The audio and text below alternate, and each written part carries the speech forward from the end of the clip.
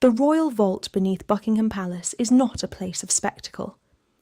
It is a controlled silence of steel, velvet-lined darkness, and centuries of locked memory. Inside, the monarchy stores what cannot be divided without consequence. Tiaras worn at coronations, diamond necklaces gifted by emperors, brooches that once sealed diplomatic alliances, and crowns that define legitimacy itself. For decades, Queen Elizabeth II maintained a system that was as precise as it was invisible to the public eye. Some jewels were personal, inherited from Queen Mary and the Queen Mother. Others belonged to the crown itself, bound not to emotion but to institution. This distinction matters more than any romantic interpretation of royal inheritance. It defines who may wear what, and when. After her death in 2022, the question of access to these jewels did not become a simple matter of succession. It became a matter of symbolism. King Charles III inherited authority, but not every item moved in a clean line of ownership. Many pieces remained under structured control, circulating through permission, tradition, and political awareness inside the monarchy. And here is where the modern tension begins. Catherine, Princess of Wales, has increasingly appeared in pieces once associated with Queen Elizabeth II's personal collection. The Strathmore Rose Tiara, the Lover's Knot Tiara, and multiple diamond sets have re-emerged on her, each appearance carefully staged for state visits and royal ceremonies. Each moment is documented, analysed, and interpreted far beyond its ceremonial function. There is a particular emotional weight in watching Catherine wear these pieces, not because of ownership, but because of continuity. The jewels do not simply decorate. They signal lineage. They suggest acceptance into a historical narrative that predates individual monarchs. And yet, within royal commentary circles and modern media ecosystems, a competing narrative has emerged, that access itself is a form of silent power shift, that the allocation of jewels reflects deeper alignment within the royal household. This is where Camilla, Queen Consort, enters the frame, not as a rival in any official capacity, but as the current custodian of the Queen's domestic legacy. Reports and documented appearances confirm that Camilla has worn significant pieces from Queen Elizabeth II's vault during state events, reinforcing her position within ceremonial tradition. But symbolism does not remain stable in the public imagination, because Catherine's increasing visibility in historic jewels has created an emotional reinterpretation of royal hierarchy among observers, not official, not documented, but persistent in discourse. And in that discourse, a narrative begins to form, one that reframes access not as inheritance, but as selection. A selection that feels, to some observers, deeply personal. And that is where the story, documented or not, becomes culturally powerful, not because of what is proven, but because of what is believed. Within the British monarchy, jewellery is never simply decorative.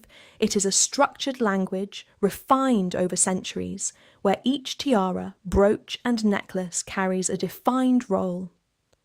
Queen Elizabeth II understood this better than anyone of her era. Her approach to royal jewels was not sentimental in the public sense. It was administrative, almost archival. Every piece had a function, a context, and a permitted range of appearances. The royal collection is divided between personal inheritance and crown property. This distinction is crucial. Crown jewels remain state assets, stored and regulated under strict institutional control. Personal pieces, however, pass through family lines with a quieter logic, guided by wills, trusts, and internal royal discretion. Yet even personal does not mean unrestricted. Usage still depends on approval structures within the monarchy. Elizabeth II's vault contained both categories, but her true influence lay in how she curated visibility. She decided which pieces would define her public image and which would remain unseen for decades. Some tiaras were worn frequently in her early reign, then retired without explanation. Others resurfaced later in carefully chosen diplomatic moments, as if activated only when history required them.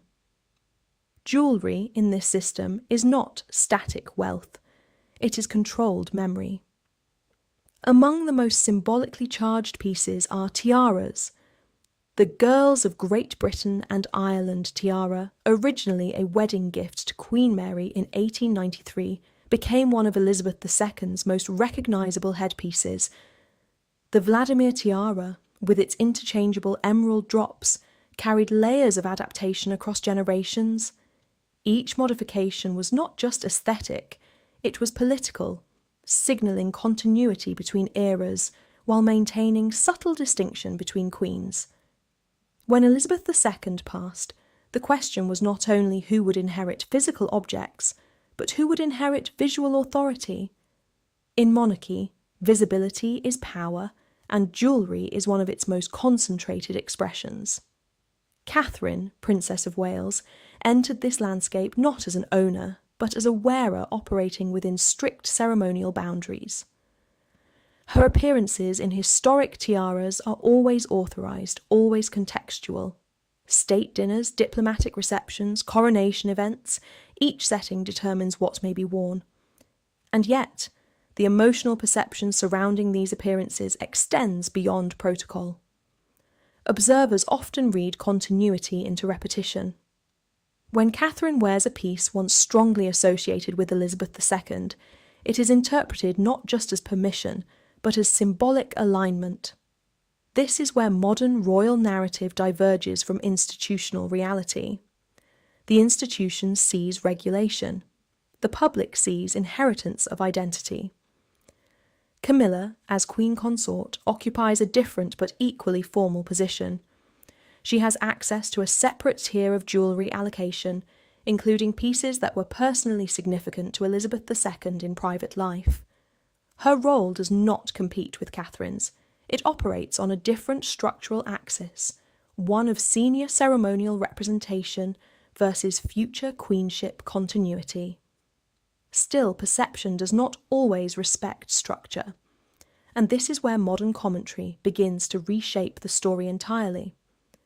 Digital narratives, documentaries, and informal analysis often frame jewellery circulation as emotional hierarchy. Who receives what becomes a symbolic judgment, who wears a tiara becomes a statement of preference. But within the monarchy itself, the system remains deeply procedural. Approval is recorded, items are logged, usage is documented for preservation of provenance. Nothing moves without oversight, and yet, even in such controlled systems, history leaves space for interpretation. Because jewels, unlike documents, are seen in motion, they are not read, they are witnessed. The death of Queen Elizabeth II marked not only the end of a reign, but the reclassification of an entire visual system. In the monarchy, transitions are never silent. They are rearrangements of symbols that the public has already learned to read instinctively. Crowns, uniforms, carriages, and above all, jewels. When King Charles III ascended the throne, the institutional structure of royal assets tightened rather than loosened. The crown jewels remained untouched in their ceremonial custody, but the wider royal collection entered a phase of renewed distribution, carefully managed, highly visible, and politically sensitive in ways the public rarely sees explicitly stated. The coronation became the first major stage where this new visual order was tested. Camilla, now Queen Consort, appeared in historic pieces selected to align her with continuity rather than disruption. Her jewellery choices during the coronation were deliberate, restrained, traditional, and rooted in inherited legitimacy rather than personal display. Every diamond, every setting reinforced a single message: stability of the institution after the longest reign in British history. But alongside this, another visual current was forming. Catherine, Princess of Wales, increasingly emerged as the monarchy's forward-facing symbolic figure.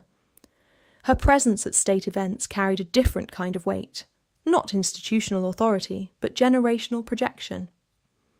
When she wore historic tiaras or diamond sets associated with earlier queens, the effect was immediate and global. The imagery circulated far beyond protocol circles. It became cultural material. Each appearance generated interpretation layers that the institution neither fully controls nor fully endorses. In one frame, she is fulfilling ceremonial duty.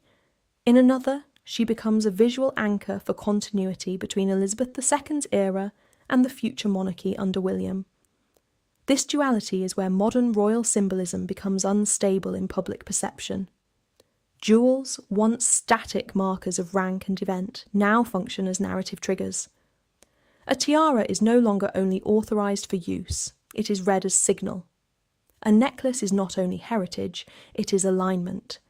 Even when the internal system remains procedural, external interpretation transforms it into something more emotional or more contested. And this is where the tension in public discourse intensifies, not within the palace, but outside it. Commentary ecosystems, documentary channels, and cultural analysis platforms begin to construct layered narratives around access. Who wears which historic piece becomes a perceived indicator of influence. The circulation of jewels is reframed as a hierarchy of proximity to legacy. Yet inside the monarchy, the mechanism remains unchanged. Approval flows through structured channels, guided by event type, historical suitability, and preservation requirements. What has changed is not the system itself, but the visibility of its outputs. High-definition broadcasting, global media coverage, and social platforms have turned each appearance into a moment of forensic observation. Every tiara becomes a data point in an unofficial public archive of meaning, and emotionally, this creates a curious effect. The jewels begin to feel alive again, not because they change, but because they are seen more intensely than ever before. For some observers, this creates admiration. For others, tension. For many, simply fascination. Because in the end, what is unfolding is not a transfer of ownership in the legal sense, but a transfer of visibility across generations. And visibility, in monarchy, is its own form of power. Quiet, persistent, and impossible to fully separate from interpretation. Among all objects preserved in the royal collection, tiaras carry a weight that no other jewel can replicate. They are not worn casually, not moved frequently, and never detached from the history of the women who once held them. In the British monarchy, a tiara is never just metal and diamonds, it is a visual biography compressed into a single object. The lover's knot. Tiara is perhaps the most emotionally charged example of this phenomenon in the modern era. Commissioned in 1913 for Queen Mary, it later became one of Queen Elizabeth II's most recognisable pieces. Its design, diamond arches suspending pearl drops, created a sense of rhythm that became inseparable from state photography during Elizabeth's reign. It appeared repeatedly across decades, becoming almost synonymous with royal continuity itself.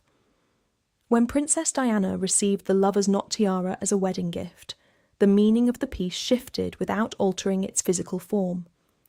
The same tiara now carried two visual identities, one tied to the sovereign and one tied to a young woman whose public presence reshaped global perceptions of monarchy.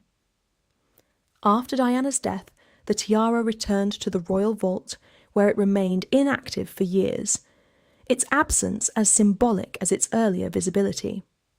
When Catherine later wore it, the reaction was immediate and global, not because the object changed, but because its memory had accumulated layers.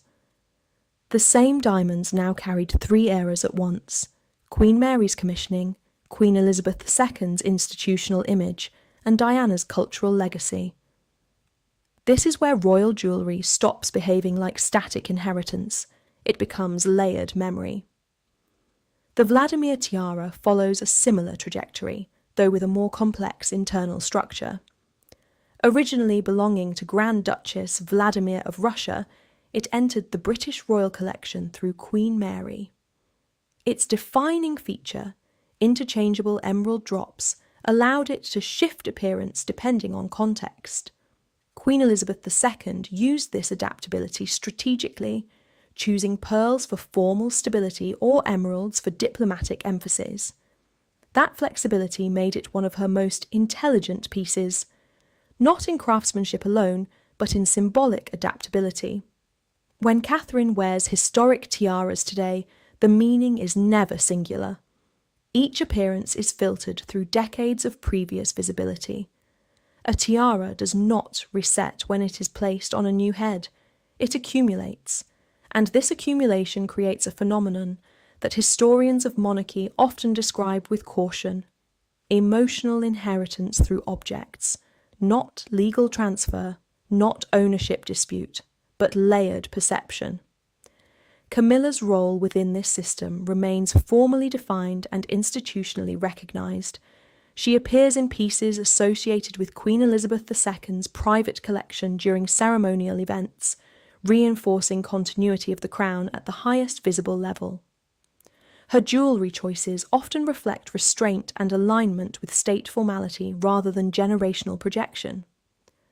Catherine, by contrast, occupies a different symbolic register. Her appearances in historic jewels are read less as authority and more as continuity of narrative, an unspoken bridge between past monarchy and its future configuration. And here lies the tension that modern audiences feel so strongly, even when no institutional conflict exists, because jewellery does not speak in declarations, it speaks in repetition. And repetition over time begins to feel like meaning. A tiara worn once is protocol. A tiara worn again becomes pattern. A pattern seen across years becomes story. And story, once formed, no longer belongs entirely to the institution that created it. It belongs to those who watch it unfold. Royal wills are often treated by the public as if they function like dramatic reveals. Clean transfers of crowns, tiaras, and diamond suites from one generation to the next. In reality, the system is far more restrained and far less theatrical. The most important truth is also the least satisfying for rumour-driven narratives. Most of the crown jewels do not belong to any individual at all. They belong to the institution. That distinction changes everything. When Queen Elizabeth II passed away, there was no vault opening moment in the cinematic sense often imagined in popular commentary. The crown jewels remained under the legal custody of the monarchy as a state institution. They did not become private property to be divided. The broader royal jewellery collection, however, operates differently. Some pieces are held in trust, some are privately owned, and others move through controlled usage based on tradition, role, and occasion. But even private ownership inside the royal family is not equivalent to unrestricted possession. Jewels of historical significance are often accompanied by expectations, sometimes written, sometimes customary, that govern their visibility. A tiara might belong to one person, but its use might still be shaped by precedent. A necklace might be inherited, but its appearance might be reserved for specific ceremonial contexts. This is where misunderstanding often begins in public discourse, because visibility is mistaken for possession. When Catherine wears a historic piece, it is interpreted as acquisition. When Camilla appears in another, it is interpreted as distribution. But within the monarchy, both are expressions of regulated access rather than transfer of ownership. The vault itself is not a single room of unrestricted treasure. It is a network of controlled storage, catalogued entries, and administrative oversight. Each piece has provenance documentation that tracks origin, modifications, previous wearers, and approved contexts of use. Nothing moves without record. Nothing is worn without justification. And yet, despite this rigidity, the emotional narrative surrounding these objects remains fluid. Queen Elizabeth II understood this duality more than most. To the institution, jewels are assets. To the public, they are memory made visible. She carefully managed both perceptions throughout her reign, ensuring that certain pieces became inseparable from her image, while others remained deliberately absent from circulation. After her death, that balance shifted into interpretation. Catherine's increasing presence in historic jewels is not evidence of private allocation from a hidden vault, but of her defined ceremonial role within a structured hierarchy. As Princess of Wales, she represents the future Queen Consort in waiting, and thus appears in jewellery appropriate to that symbolic position. These appearances are coordinated, not spontaneous, authorised, not negotiated in personal rivalry. Camilla's position as Queen Consort operates at the level of present sovereignty alongside King Charles III. Her jewellery selections often emphasise continuity with the late Queen's formal representation of monarchy, reinforcing institutional stability during transition. 2 roles, 2 visual languages, 1 system. Where public narrative diverges from institutional reality is in emotional interpretation. The idea that access to jewels reflects personal preference or internal competition is compelling but not supported by how the monarchy actually functions. The system is designed precisely to prevent that kind of ambiguity from becoming operational conflict, but it cannot prevent interpretation. And interpretation is where modern monarchy lives its most unstable life, because every diamond photograph becomes a fragment of a larger perceived story. Every tiara becomes a symbol of alignment. Every brooch becomes a clue in a narrative that the institution itself does not narrate, it only displays. And what is displayed will always be rewritten by those who observe it, not out of conspiracy, but out of human instinct to turn repetition into meaning. After Queen Elizabeth II, royal jewels entered a new phase of existence, one that historians rarely describe in official language, but which becomes increasingly visible through culture itself. This is the afterlife of objects that were never meant to be still.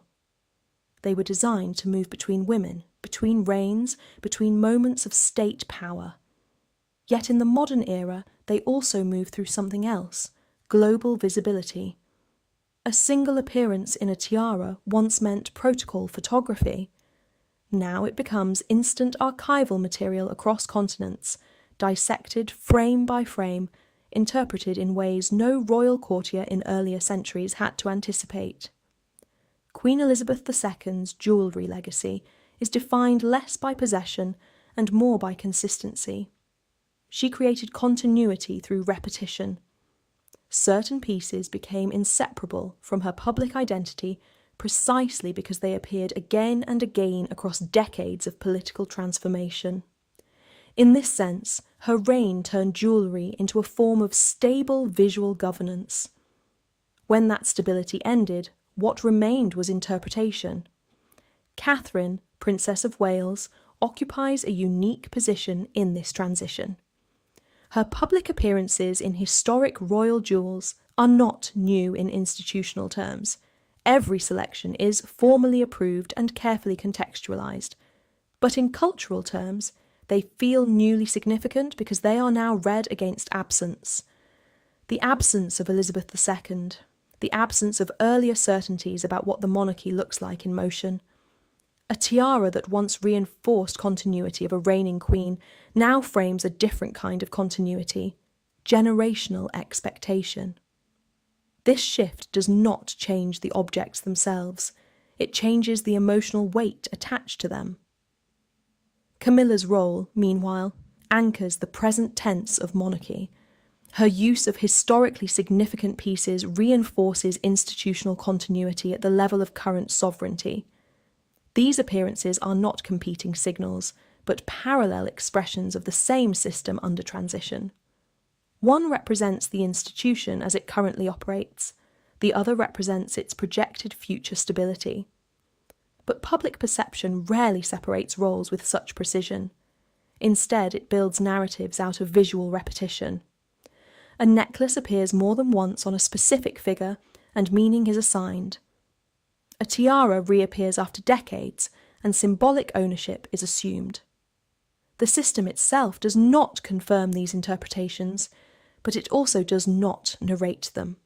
It simply continues its structured circulation of objects according to ceremony, tradition, and protocol.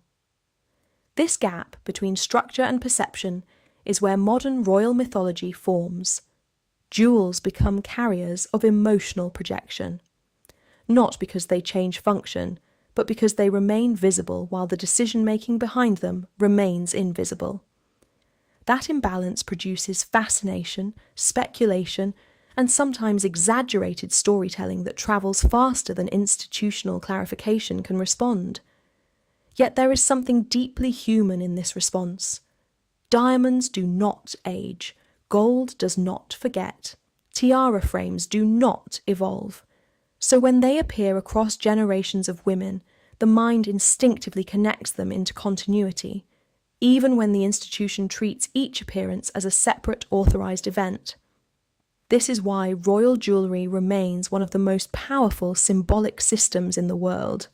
It resists narrative closure, it refuses a single interpretation, and it survives every reign not by changing but by reappearing. In that repetition, something subtle occurs. The jewels begin to feel less like property and more like witnesses. They observe each era without belonging fully to any one of them.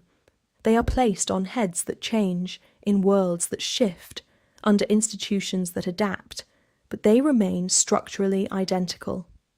And so the story continues not through hidden vaults or secret allocations, but through visibility itself, a visibility that never fully settles, a visibility that always invites interpretation, and a visibility that ensures the past is never entirely past, as long as the same diamonds continue to catch the same light in different times. At the highest level of monarchy, nothing moves without structure. Yet at the level of global perception, everything appears to move through emotion. This tension between institutional precision and public interpretation is where modern royal mythology takes shape. The idea of a hidden vault, a final wish, or a private transfer of legacy belongs to narrative culture, not to documented royal procedure.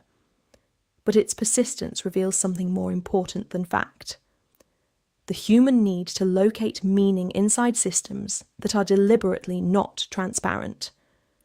The royal jewellery collection is not a single treasure chest waiting to be revealed. It is a layered architecture of ownership, trust, ceremonial permission, and historical precedent. Some pieces are crown property, some are privately inherited, and many exist in a shared symbolic space where usage matters more than possession.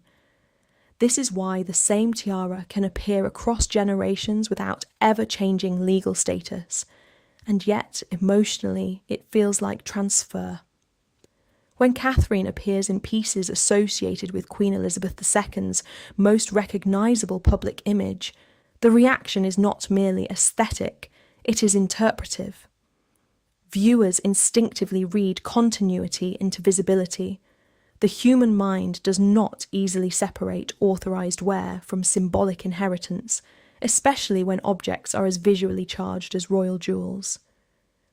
Camilla's position within this framework is structurally distinct but equally defined. Her appearances in historically significant pieces reinforce present institutional continuity.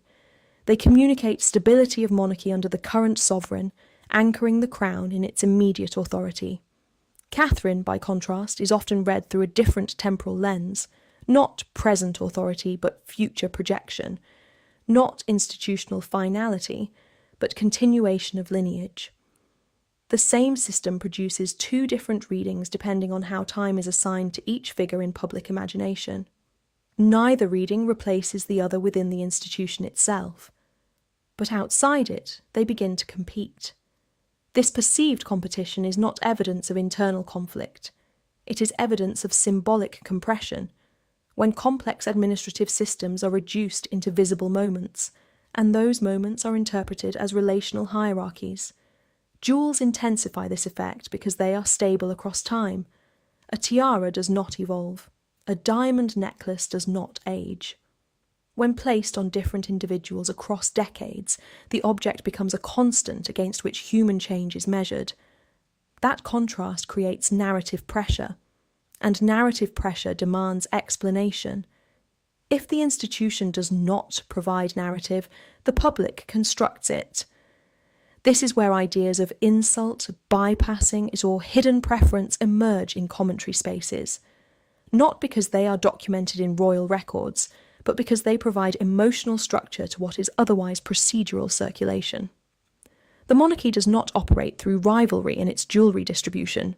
It operates through hierarchy, protocol, and tradition. But perception transforms hierarchy into story, protocol into symbolism, and tradition into implied meaning. And once meaning is implied, it becomes difficult to reverse.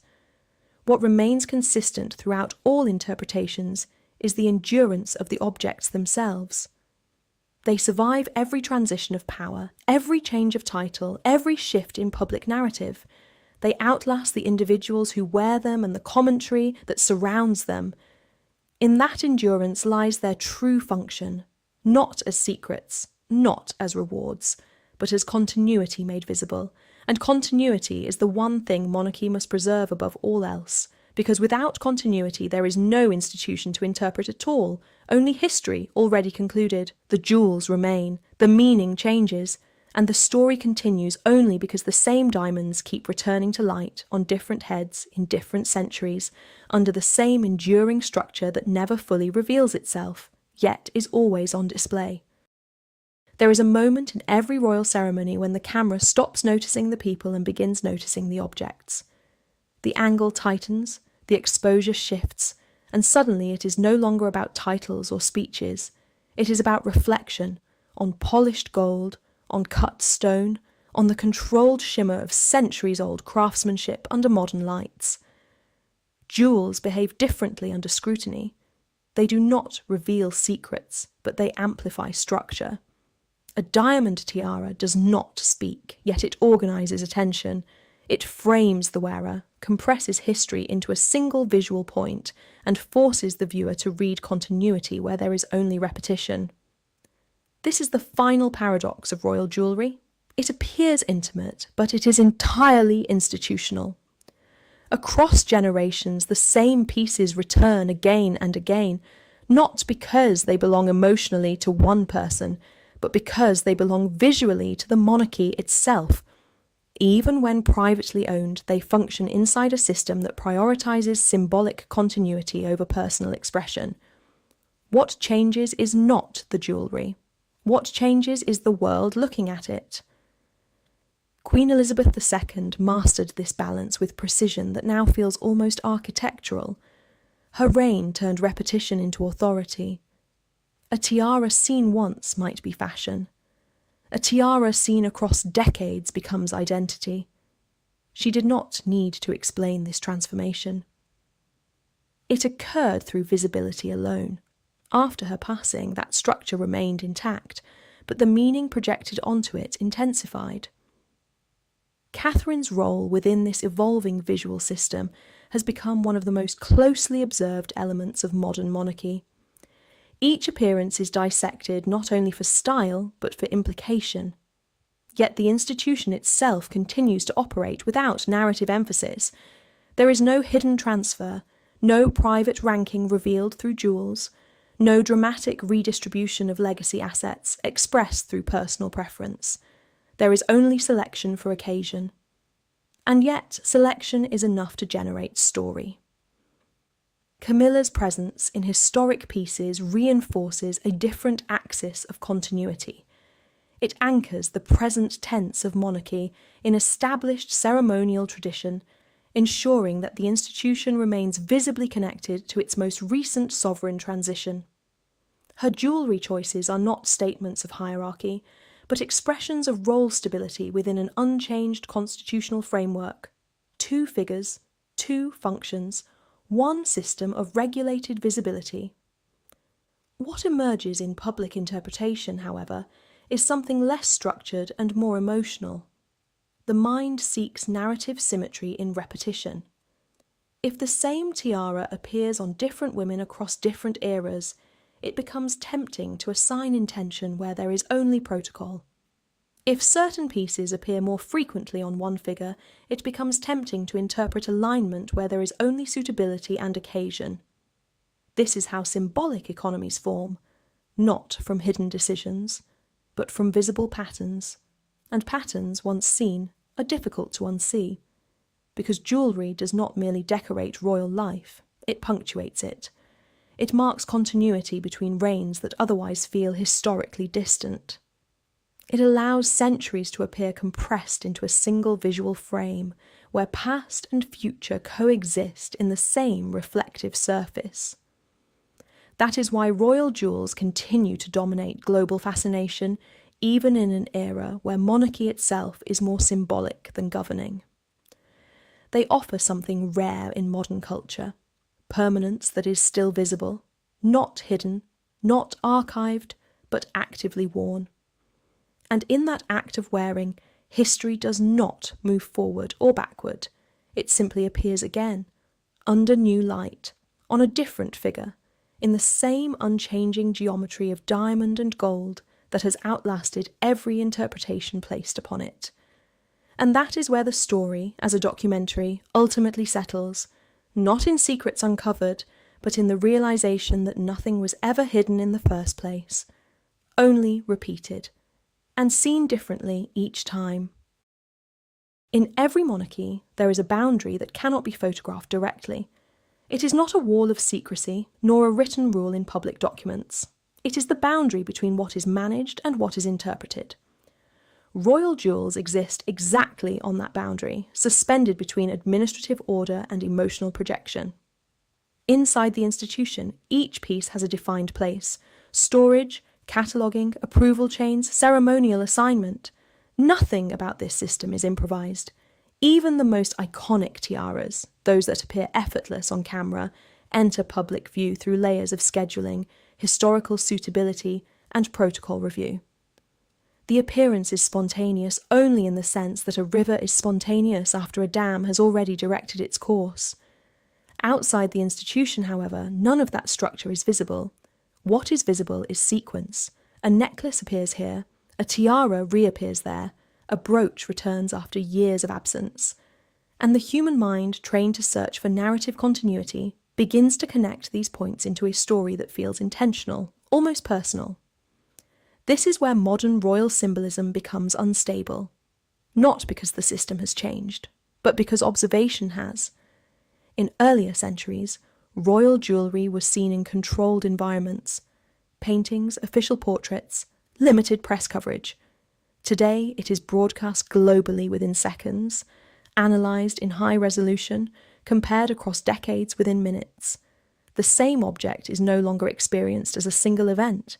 It becomes a data stream of appearances, and data invites interpretation. Catherine's visibility in historic pieces is often framed externally as continuity with Queen Elizabeth II's aesthetic legacy. Camilla's visibility in similarly historic pieces is framed as reinforcement of current sovereignty. These interpretations are not formally issued by the institution, yet they persist because they provide structure to what is otherwise ceremonial repetition. But repetition itself is neutral. It does not choose meaning. It only returns. The Lover's Knot, the Vladimir settings, the diamond suites from mid-century state visits, these objects do not shift intention when they are worn. They shift context. The same tiara that once appeared under one queen becomes, decades later, part of a different visual narrative entirely. Yet the institution treats each appearance as a separate, self-contained event. No hidden message is required. No internal rivalry is necessary. The system functions without emotional hierarchy. And yet emotionally, the public experience is different, because jewellery is one of the few surviving elements of monarchy that still behaves like myth. It is ancient in form, consistent in material, and unchanged in its physical logic across centuries. That constancy creates a powerful illusion that meaning must also be constant, but meaning is not stored in diamonds, it is projected onto them. This is why narratives of hidden wishes, private vaults, or exclusive inheritance persist even in the absence of evidence. They are not descriptions of how the system operates. They are attempts to resolve the gap between structured governance and visible symbolism. The monarchy does not close that gap, it maintains it. because that gap is what allows tradition to remain flexible without becoming visible as change. And in that space between structure and perception, every tiara becomes more than an object. It becomes a reference point for time itself, not because it holds memory, but because it outlives it. The diamonds do not remember who wore them first. They only reflect who wears them now. And in that reflection, each era briefly believes it is seeing something new, when in fact it is only seeing the same history arranged under different light. There is no final chapter inside the monarchy. There are only transitions that look like endings from the outside. Each reign concludes, each generation shifts, yet the visual language of authority remains intact, reset, rearranged, but never truly replaced. Royal jewels are one of the few elements that make this continuity visible without words. They outlast political eras, media cycles, and public interpretations. They do not belong to emotion in the way people assume. They belong to structure. And yet they generate emotion more reliably than almost any other symbol in modern public life. This is the central contradiction. A system designed to be procedural produces objects that feel deeply personal. A collection governed by rules produces narratives that feel like relationships. And a regulated hierarchy produces interpretations of rivalry, preference, and hidden meaning, even when none is formally present in the system itself. The reason this happens is not mystery, it is visibility. Jewels are among the few royal assets that can be seen clearly, repeatedly, and globally. Unlike documents, they do not require access. Unlike internal decisions, they do not require explanation. They exist in photographs, broadcasts, ceremonies, and state visits. They are immediate, recognisable, and unchanged in form across decades. That stability creates emotional pressure. Because when something does not change, the mind assumes the meaning around it must be changing instead. Queen Elizabeth II understood this dynamic instinctively. Her reign transformed repetition into authority. A tiara worn once was decoration. A tiara worn across decades became identity. Without ever altering the objects themselves, she shaped how they were read by the world. After her, interpretation expanded. Catherine's appearances in historic pieces are now placed inside a much larger cultural framework, one that includes memory of Elizabeth II, the ongoing presence of Camilla, and the future projection of the monarchy under William. Each jewel becomes a point where these timelines appear to overlap, but overlap is not transfer, and visibility is not ownership. Inside the institution, nothing about this system depends on emotional hierarchy. It depends on ceremonial requirement, historical suitability, and continuity of tradition. The vault does not choose favourites. It stores assets that are activated according to structured need. The narrative layer exists only outside the system, where meaning is assembled from what can be seen. This is why stories of hidden vaults, exclusive wishes, or symbolic bypassing persist even without evidence. They are not failures of information. They are expressions of how human perception responds to repeated symbols across time. A diamond necklace does not change meaning, but its context does. And context, when seen without explanation, becomes story. In that story, Camilla and Catherine are often placed in perceived symbolic contrast. But within the monarchy, their roles are defined, separate, and structurally compatible. One reflects the present authority of the crown, the other reflects its continuity into the next generation. The jewels they wear are not indicators of competition, but of occasion. Still, the emotional interpretation remains powerful. Because royal jewellery does something rare in modern culture, it makes time visible. Not as abstract history, but as physical continuity. The same object, the same cut, the same setting, moving through different eras without changing its form. That is why these pieces dominate imagination far beyond their material value. They are not treasures in the narrative sense. They are anchors. anchors that hold together centuries of shifting public meaning, even as the institution itself remains deliberately quiet about how those meanings are formed. And so the story does not resolve. It does not reveal a final truth hidden inside a vault. It simply continues, because the objects continue to appear, under different reigns, on different heads, in the same unbroken language of tradition that does not explain itself, but does not need to, because as long as the jewels return to light, the interpretation will return with them. And that is where the real continuity of monarchy lives, not in secrets, not in scandal, but in repetition that never stops being seen anew. The diamonds do not end the story. They ensure it is never finished.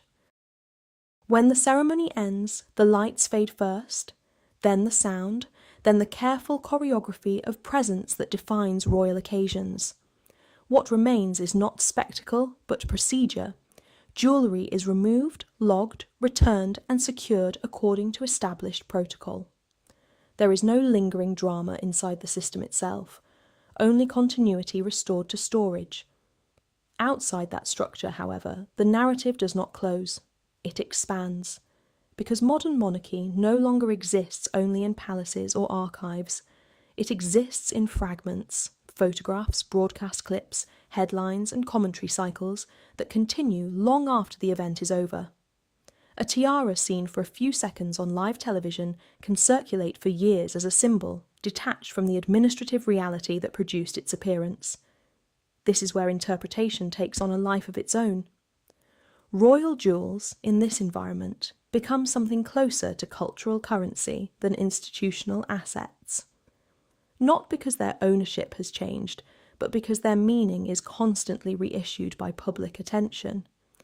Each appearance is reprocessed into memory, and memory becomes narrative.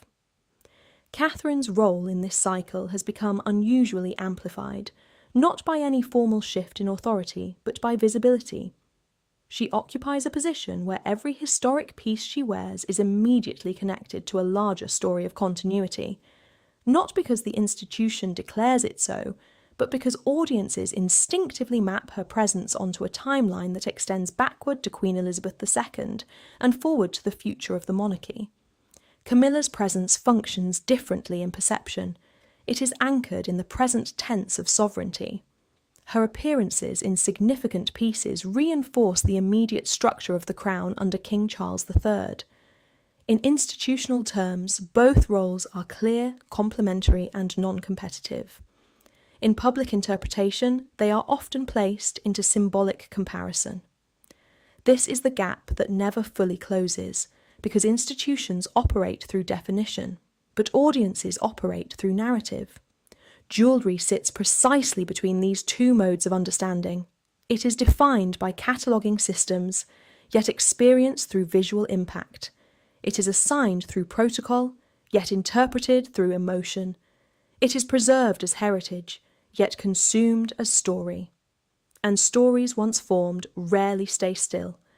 They evolve each time the object reappears.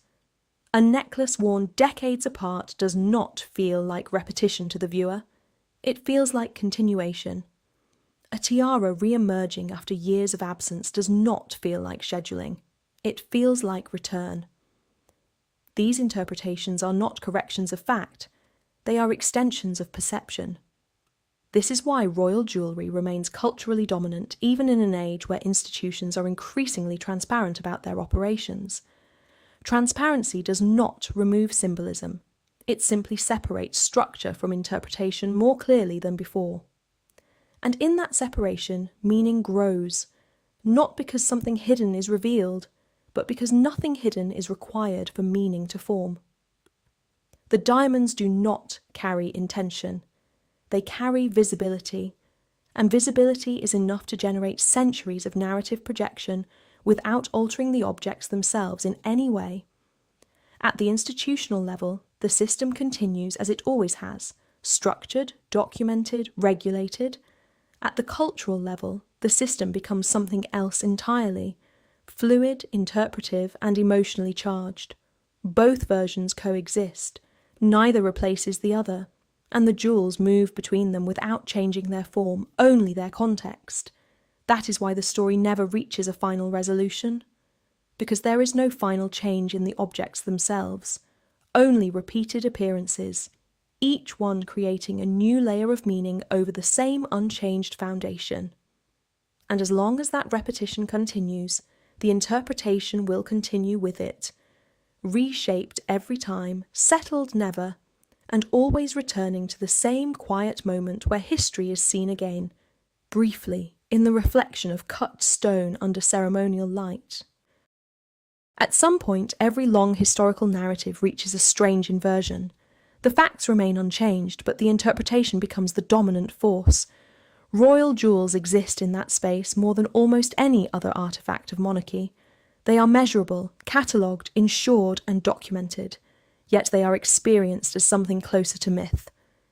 Myth does not require secrecy. It only requires repetition and attention. Each appearance of a tiara or diamond set in a royal event is a repetition of form. But repetition, when observed over decades, stops being perceived as routine. It becomes structure. And structure, when viewed without access to its internal rules, begins to feel like intention. This is where modern narratives around Catherine, Camilla, and the legacy of Queen Elizabeth II often diverge from institutional reality. The system itself has not shifted into hidden battles or symbolic transfers of private vault authority. It continues to function through established categories: crown property, personal inheritance, and ceremonial allocation. Each piece of jewellery has a documented status, and each appearance is tied to specific institutional contexts. But the public-facing layer of this system is not documentation, it is visibility, and visibility is always incomplete. What is seen is the final moment of a long administrative process. What is not seen is everything that determines that moment. That imbalance creates interpretive space, and interpretive space naturally fills itself with narrative. In that narrative space, Catherine's increasing presence in historic pieces is often read as elevation through symbolism. Camilla's consistent appearances in significant royal jewellery are read as reinforcement of present authority. Queen Elizabeth II's legacy is read as an invisible third axis, an enduring reference point against which all current appearances are measured. None of these readings are formally declared by the institution, but none are entirely arbitrary either. They emerge from how consistently certain objects recur in certain contexts, and how strongly human perception links repetition with meaning. This is the quiet mechanism behind royal jewellery's cultural power. Not ownership, not secrecy, but recurrence. A diamond necklace does not need to change hands in a dramatic way to generate narrative weight. It only needs to appear again, in a new era, on a new figure, under new historical conditions. The object remains identical. The world around it does not. That contrast produces meaning automatically, and meaning once produced does not remain neutral, it becomes story. And story tends to simplify what is structurally complex. This is why ideas of hidden wishes, exclusive vaults, or symbolic bypassing persist in popular discussion, even when they are not supported by institutional evidence. They are narrative compressions of a much more procedural reality. They reduce systems of governance into emotionally readable arcs. But the monarchy itself does not operate in arcs. It operates in cycles, cycles of ceremony, cycles of appearance, cycles of continuity. Jewels are central to those cycles because they are the most visually stable elements within them. They allow continuity to be seen, not explained, and in that visibility they accumulate meaning far beyond their administrative function. The deeper truth is that nothing inside the vault needs to be hidden for mythology to form. Nothing needs to be secretly transferred for perception to shift. The system already produces enough visual continuity on its own, and the human mind completes the rest. So the story does not conclude with revelation or contradiction or resolution. It concludes with persistence, the persistence of objects that do not change, the persistence of ceremonies that repeat, and the persistence of interpretation that grows larger each time the same light catches the same diamonds on a different day. The jewels remain factual. The meaning remains fluid. And between the two, the story continues indefinitely, because nothing in it is designed to end. In constitutional monarchy, power rarely appears where people expect it. It is not worn. It is not photographed. It is not embedded in diamonds or displayed in ceremonial vaults. Those elements belong to visibility, not authority. Royal jewels sit exactly at that intersection, which is why they are so often misunderstood. They are the most visible objects in a system that otherwise functions through controlled invisibility. When Queen Elizabeth II appeared in state settings, the jewellery she wore created a stable visual language that the world came to recognise as the Queen. Over time, that language became inseparable from perception of authority itself. But the authority was never located in the jewellery. It was located in the institution that regulated when and how those objects could be seen. That distinction remains unchanged. What has changed is the speed and scale of interpretation. In earlier eras, royal appearances were mediated through limited photography and delayed publication. Today, every appearance is immediate, dissected, compared, and archived within minutes. This compresses time, and when time is compressed, patterns appear faster than context can explain them. This is where Catherine's visibility in historic pieces becomes culturally amplified. It is not the jewellery itself that shifts perception, but the density of repetition across media cycles. Each appearance adds another layer to a growing public narrative about continuity, transition, and future monarchy. Camilla's role, similarly, is amplified through consistency of presence in state contexts. Her visibility reinforces the present structure of the crown, grounding it in ongoing institutional function rather than historical reflection. These are not competing narratives within the monarchy itself. They are parallel readings created outside it. Inside the system, jewellery allocation remains governed by established categories. Items are assigned for occasions based on tradition, suitability, and preservation requirements. There is no symbolic redistribution designed to communicate private preference between individuals. There is only structured visibility. But structured visibility does not prevent interpretation. In fact, it enables it. Because structure creates repetition, and repetition creates recognition. And recognition is the starting point of narrative thinking. The more often a tiara appears on different members of the royal family across time, the more it becomes a vessel for perceived meaning. Not because the object changes, but because its context changes while it remains visually identical. This is why royal jewellery functions almost like a fixed language with shifting speakers. The grammar remains constant. The meaning depends on who is speaking through it at any given moment. Yet unlike language, this system has no official narrative interpreter for the public. There is no authoritative guide explaining what each appearance is supposed to mean beyond protocol descriptions. This absence creates interpretive freedom, and interpretive freedom naturally generates competing narratives. Some focus on continuity, others focus on hierarchy, others focus on symbolic proximity to legacy. None of these interpretations are formally confirmed by institutional design, but all emerge from the same visual source material. The jewels themselves remain indifferent to this process. They do not accumulate intention, they accumulate visibility, and visibility is always interpreted through the conditions of its time. What was once seen as purely ceremonial now becomes symbolic data. What was once seen as static heritage now becomes dynamic narrative material. The objects do not evolve, but the frameworks around them do. This is the quiet transformation of modern monarchy, not a change in structure, but a change in perception speed. And in that acceleration, meaning becomes more abundant, but less stable. Yet despite this instability, one element remains constant. The jewellery always returns. To ceremonies, to portraits, to to moments of state visibility that mark continuity across years that otherwise feel disconnected. And each return reinforces the same paradox.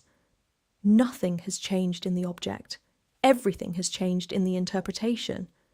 And between those two realities, the story continues, without resolution, without hidden endpoint, and without ever needing one. There is a point in any long-running institution where documentation and perception stop speaking the same language with equal clarity. The monarchy reaches that point not through secrecy, but through endurance. When something exists for long enough, it stops being understood as a system and starts being read as a symbol. Royal jewels are one of the clearest examples of this transformation. In administrative terms, they are classified objects, recorded, insured, stored, and assigned according to strict procedural logic. In ceremonial terms, they are instruments of continuity. In cultural terms, they become something else entirely, compressed history that can be seen in a single glance. That shift between categories is where most modern misunderstanding begins, because what the public sees is not classification, it is appearance. And appearance is always incomplete. A tiara worn at a state banquet does not reveal its assignment history, its preservation schedule, or the internal reasoning behind its selection. It reveals only itself on a person in a moment under light. Everything else is inferred after the fact. That inference is where narratives grow. Catherine's visibility in historically significant pieces is often treated externally as a signal of continuity with Queen Elizabeth II's visual legacy. Camilla's presence in other significant pieces is interpreted as reinforcement of current sovereign stability. These interpretations arise not from institutional messaging, but from repeated exposure to the same objects across different contexts. The monarchy itself does not need to narrate these appearances, it only needs to maintain them. And maintenance in this system is enough, because repetition is the real mechanism of continuity. A jewel seen once is an object, a jewel seen again is a reference. A jewel seen across decades becomes a cultural anchor. But anchors do not move meaning on their own. They only hold it in place long enough for interpretation to form around them. Queen Elizabeth II's long reign created the strongest modern version of this effect. Her consistent use of specific pieces established visual stability that became inseparable from perception of monarchy itself. That stability did not come from secrecy or exclusivity, but from repetition over time so extended that it began to feel like definition. After her passing, that definition did not disappear. It fragmented into perception. Different figures now occupy different positions within that inherited visual language. Camilla, as Queen Consort, reinforces present institutional continuity. Catherine, as Princess of Wales, reflects future projection within the same framework. The jewels they wear are not redistributed symbols of internal hierarchy, but recurring elements within a shared ceremonial system. The difference lies in how they are read, and reading is always external to the system itself. This is why the idea of hidden transfer or exclusive vault allocation persists in commentary spaces despite lack of structural evidence. It offers a simplified emotional map of a system that is, in reality, procedural rather than narrative. It turns administrative rotation into personal story. But the monarchy does not operate through personal story. It operates through continuity of function. Jewels serve that continuity by remaining visually stable while their contexts shift. They are one of the few elements of monarchy that can be seen repeatedly without changing form, which is precisely why they accumulate so much interpretive weight. The weight is not stored in the objects, it is accumulated in observation, and observation repeated over time begins to feel like meaning, even when nothing within the system has altered, even when no hidden decision has occurred, even when the structure remains exactly as it was designed to remain. The story continues anyway, because visibility continues. And as long as the jewels return to light on different heads in different eras, under different interpretations, the narrative will continue to regenerate itself, not because it is confirmed, but because it is seen. And what is seen, repeatedly, never stays neutral for long. At the core of every modern narrative about royal vaults, hidden wishes, and exclusive inheritance lies a simple misunderstanding: the belief that visibility equals access, and access equals control. In reality, the system that governs royal jewellery is not built around personal control at all. It is built around regulated continuity, ensuring that objects of historical value remain usable, preservable, and symbolically coherent across time. Nothing in that structure requires secrecy in the dramatic sense often imagined in public discourse. Yet the idea of a hidden vault persists, not because it is evidenced, but because it is emotionally satisfying. It provides a single explanatory centre for something that is actually distributed across institutions, roles, and traditions. It compresses complexity into narrative clarity, and in doing so, it transforms procedural systems into perceived personal power. This is where Catherine, Camilla, and the legacy of Queen Elizabeth II are often pulled into simplified, symbolic alignment in external storytelling. Catherine's appearances in historic pieces are interpreted as proximity to ultimate legacy. Camilla's role is interpreted as present custodianship of inherited authority. Elizabeth II becomes the fixed origin point from which all meaning is assumed to flow. But within the institution itself, there is no single directional flow of symbolic ownership. There is only structured circulation. Jewels move according to defined ceremonial logic: state visits, diplomatic functions, national commemorations, and historically appropriate occasions. Each use is logged within institutional practice. Each appearance is contextual, not hierarchical in the emotional sense often assumed externally. But the human mind does not naturally interpret systems as systems. It interprets them as relationships. This is why jewellery becomes such a powerful vessel for projection. It is stable enough to be recognised instantly, yet mobile enough to appear in new contexts repeatedly. That combination creates the illusion of narrative agency, of objects choosing their moment or signalling internal dynamics. In reality, they are activated, not expressive, but activation is still visibility, and visibility is always open to interpretation. Over time, repetition across generations builds what feels like emotional continuity. A tiara once associated with one monarch becomes associated with the institution itself. Later, when it appears on another figure, it carries both historical memory and present context simultaneously. That layering produces the sensation of depth. But depth is not hidden information, it is accumulated observation.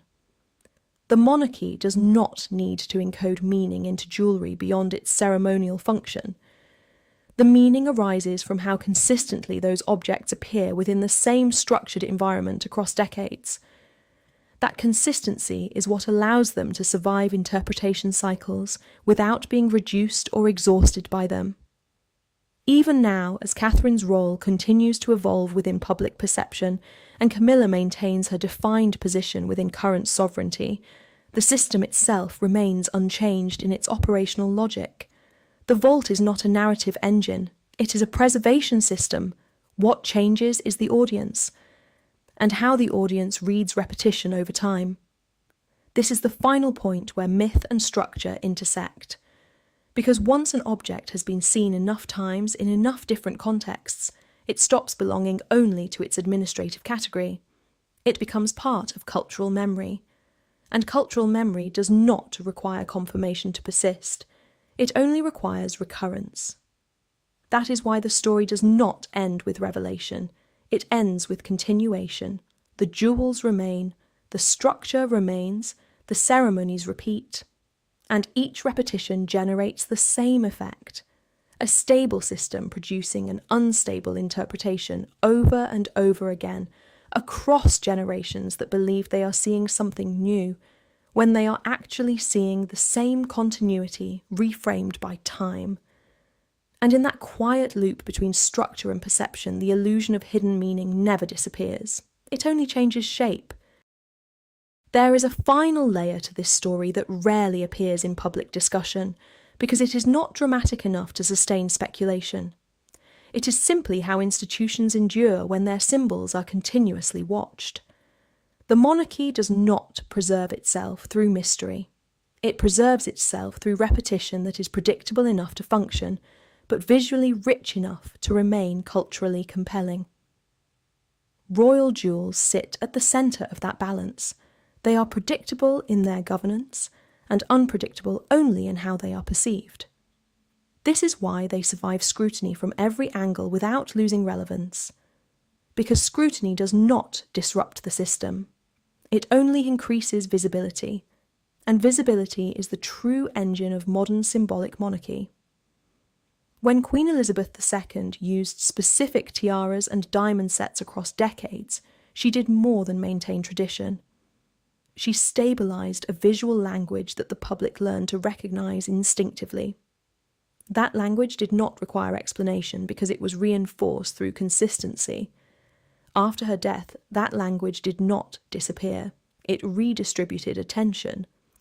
Camilla's role anchors the present tense of that language within the current sovereign framework. Her appearances in historically significant pieces maintain continuity at the institutional level, ensuring that the crown remains visually coherent in its current form. Catherine's role, increasingly prominent in public visibility, extends that same language forward into projected continuity. Her appearances in historic jewels are not departures from system logic, they are expressions of it. But externally they are often read as symbolic elevation, because human perception naturally assigns narrative progression to repeated visibility over time. This is not a flaw in perception, it is how perception works. Objects that do not change become carriers for changing interpretation. That is the paradox at the centre of royal jewellery. It is fixed in form, yet fluid in meaning. It is regulated in use, yet unrestricted in interpretation. It is preserved as heritage, yet constantly reinterpreted as narrative. No hidden vault changes this dynamic. No private wish alters its structure. No single individual redirects its meaning. Because meaning is not stored inside the system, it is constructed outside it, and constructed repeatedly.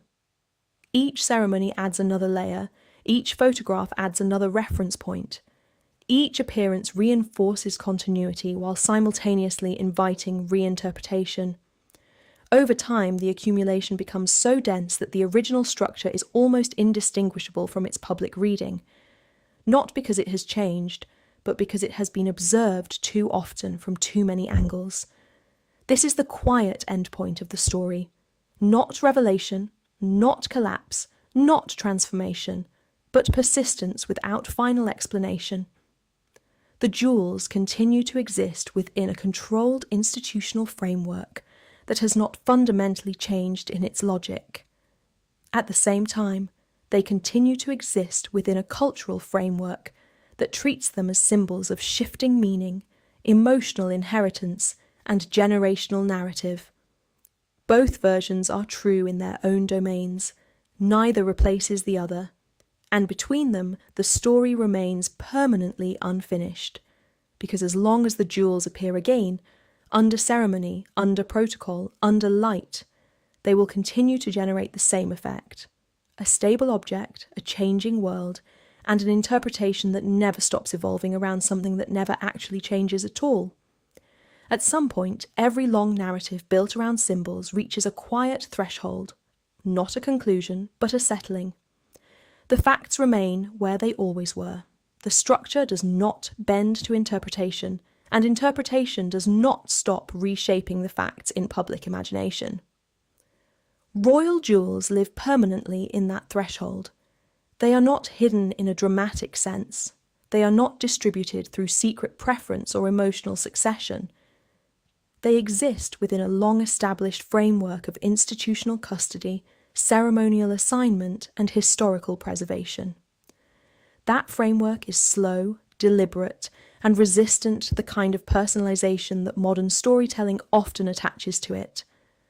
And yet, despite that stability, the cultural story continues to expand, because what people are responding to is not the administrative system itself, but the visibility of its outcomes.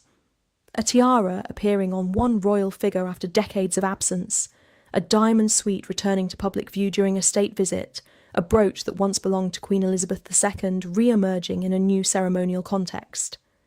These moments are not rare within the system, but they are highly visible outside it. Visibility compresses time. And compressed time produces narrative intensity. Catherine's role within this visual ecosystem is often interpreted as continuity made visible, an extension of Queen Elizabeth II's public language of stability translated into a younger generation. Camilla's role is read through the lens of present sovereignty, reinforcing the immediate institutional centre of monarchy under King Charles III. These interpretations coexist because the system allows multiple readings without requiring a single official narrative beyond protocol. But beneath all interpretation, the mechanism remains unchanged. Jewellery is selected for context, not symbolism. It is assigned for ceremony, not narrative. It is preserved for continuity, not storytelling. The story emerges anyway, not because the system produces it intentionally, but because repetition across time creates pattern recognition in human perception, and pattern recognition naturally evolves into meaning. This is the final paradox of royal jewellery. It is one of the most strictly governed symbolic collections in the world, and simultaneously one of the most freely interpreted. Nothing inside it needs to be hidden for mystery to form. Nothing needs to be transferred secretly for narrative tension to appear. Nothing needs to change for the story to feel like it is changing. Because the story is not located in the vault, it is located in the act of seeing. And as long as these objects continue to appear on ceremonial nights in diplomatic light across generations that no longer share the same historical memory, the interpretation will continue to regenerate itself, quietly, continuously, without resolution. Not because something is being concealed, but because something stable is being watched over and over again, and every time it is seen, it becomes slightly different in the mind that sees it. And that is why this story never truly ends. It only keeps reflecting. When all speculation is stripped away, what remains of royal jewellery is not intrigue, but continuity. The objects themselves are not designed to reveal secrets or shift meaning. They are designed to survive time, physically, ceremonially, and visually. This survival is the real story, even if it is the least sensational part of it. Across generations, royal jewels remain anchored in three stable functions: preservation, ceremonial use, and institutional identity. They are maintained in controlled conditions, documented with precision, and deployed only within carefully defined contexts. The system is not improvisational, it is archival in nature, even when it appears dynamic on the surface. Queen Elizabeth II's reign gave this system its modern visual language. Through repetition, she turned specific pieces into recognisable markers of state continuity. That is why certain tiaras, necklaces, and brooches now feel inseparable from the memory of her era. They were consistently used as part of a stable public image. After her death, that visual language did not dissolve. It redistributed across the current structure of the monarchy. Camilla now operates within the present sovereign framework, where jewellery functions as reinforcement of institutional continuity during an ongoing reign. Catherine operates within a forward-facing role, where visibility often carries the weight of future projection rather than present authority. Neither role alters the underlying system of assignment and protocol. Both exist within it. The difference lies in interpretation, not mechanism. And interpretation is always shaped by time. What feels like symbolic shift in one decade often appears as routine continuity in another. What feels like hidden meaning in a moment of transition often resolves into procedural normality once the system stabilises again. This is why royal narratives expand rapidly during periods of change. They are responding to uncertainty in perception, not uncertainty in structure. Jewels amplify this effect because they are among the few royal elements that remain visually constant while everything around them changes. Faces change, titles change, eras change, the diamonds do not. That contrast produces emotional resonance. But resonance is not evidence of intent. It is evidence of perception. Over time, this creates a layered cultural archive where each appearance of a historic piece becomes another reference point in a growing visual memory. The same object, seen in different decades, becomes a bridge between otherwise separate historical moments. That bridge is not constructed by the institution, it is constructed by observation, and observation accumulates. This accumulation is what gives royal jewellery its enduring cultural power. Not secrecy, not competition, not hidden allocation, but repetition across time in a system that is stable enough to be recognisable and visible enough to be continuously reinterpreted. In the end, there is no final revelation waiting inside the vault. There is only continuity, carefully maintained, carefully regulated, and repeatedly seen through changing cultural lenses.